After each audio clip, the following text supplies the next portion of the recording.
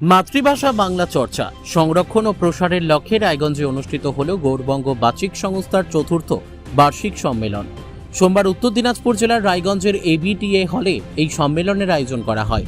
এবারের মূল বিষয় ছিল আমাদের বাংলা ভাষা, বাংলা ভাষার ঐতিহ্য, বর্তমান প্রেক্ষাপট এবং আগামী প্রজন্মের মধ্যে মাতৃভাষার গুরুত্ব তুলে ধরতে আলোচনা সভার আয়োজন করা হয়।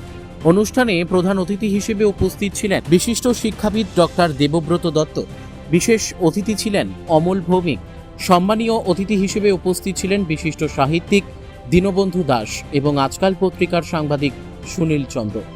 বক্তারা বাংলা ভাষার সমৃদ্ধ ইতিহাস, সাহিত্য চর্চা এবং ভাষার শুদ্ধ ব্যবহারের ওপর গুরুত্ব আরোপ করেন। পাশাপাশি বর্তমান সময়ে বাংলা ভাষার প্রতি নতুন প্রজন্মের আগ্রহ বাড়ানোর প্রয়োজনীয়তার কথাও তুলে ধরেন তারা।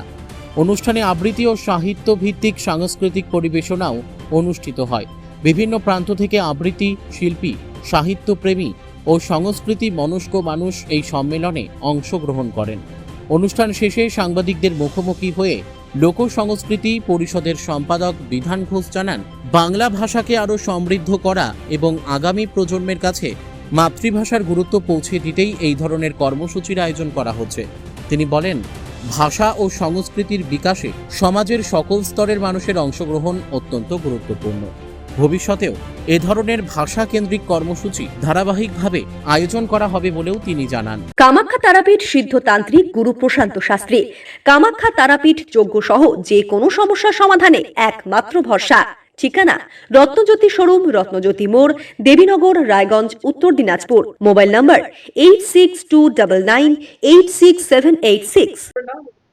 বিধান ঘোষ, আমি লোক সংস্কৃতি পরিষদের অন্যতম সম্পাদক। আজকে আমরা মূলত যে আলোচনা এখানে অনুষ্ঠানটা করছি, গৌড়বঙ্গ বাচিক সংস্থা, এটা আমরা চতুর্থ বার্ষিক সম্মেলন আজকে আমরা এখানে আয়োজন করেছি।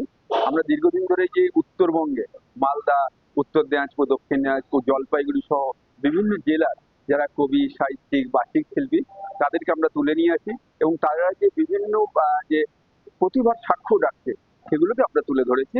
এবং আজকে এখানে আমাদের সুনীল দা ছিলেন, সুনীল চন্দ্র, যিনি আজকাল পত্রিকার সাংবাদিক, তিনি আমাদের মধ্যে আজকে ছিলেন। অনুষ্ঠানে তিনি উদ্বোধন করেছেন। আমাদের মধ্যে রবীন্দ্রসঙ্গীত শিল্পী ডক্টর দেবব্রত দত্ত তিনি ছিলেন এবং কবি অঞ্জনা বন্দ্যোপাধ্যায়, এবং যে ভাষা আন্দোলন যিনি করছেন আমাদের উত্তরবঙ্গের বিশেষ সজল কুমার গুহ তিনি ছিলেন। সব মিলিয়ে আমাদের বিভিন্ন জেলা থেকে প্রায় 40 থেকে 45 জন প্রতিনিধি উপস্থিত হয়েছেন এবং সকলেই তারা এই মূলত ভাষা নিয়ে তারা আলোচনা করলেন, কিভাবে আমাদের বাংলা ভাষার মর্যাদাকে আরো বৃদ্ধি করা যায়। এই সব মিলিয়ে আমাদের আলোচনা হলো এবং আমরা কয়েকজনকে সংবর্ধনা জ্ঞাপন করলাম এবং পাশাপাশি যাতে আরো এই আমাদের ওই অনুষ্ঠানগুলোকে, এই কর্মসূচিগুলোকে এগিয়ে নিয়ে যায়, সেইটা নিয়ে আমাদের দীর্ঘ আলোচনা হলো।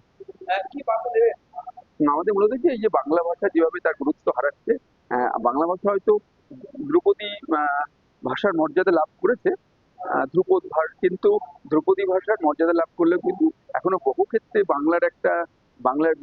বাংলা ভাষার বিরুদ্ধে একটা আগ্রাসন চলছে। বহু ক্ষেত্রে আমরা বাংলাতে বাস করেও বাংলাতে লেখা হচ্ছে না। আমাদের অনেক আগে সরকার সিদ্ধান্ত নিয়েছিল সব দোকানে সামনে তাদের হোর্ডিং এ 3টে ভাষাতে লিখতে হবে, বাংলা বাধ্যতামূলক। তার সত্ত্বেও কিন্তু আমরা বিভিন্ন দোকানগুলোর যে হোর্ডিং এ দেখছি বাংলা লেখা থাকছে না। সেই দাবিটাও আমরা করি। রায়গঞ্জ থেকে রামকৃষ্ণ দাসের রিপোর্ট, কুলিক নিউজ।